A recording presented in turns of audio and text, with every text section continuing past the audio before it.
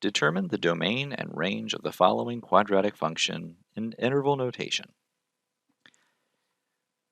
So to determine the domain and range of a quadratic function, the easiest thing to do is to get a decent sketch of the graph of it, and then determine the domain and range from that graph.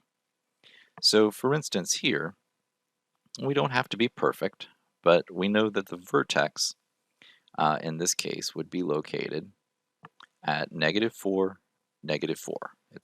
This value here is a horizontal shift, and it moves in the opposite direction of the sign, so that's why this is a -4, then -4. So -4, -4. Here's my vertex.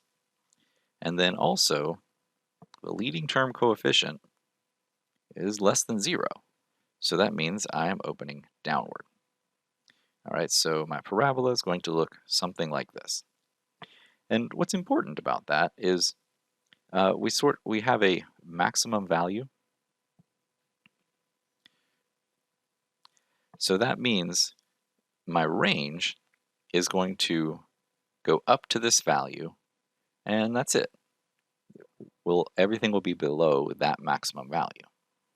So if we find the location of that vertex, which we've already said, as long as we know the location of the maximum value of that vertex, we can get the range.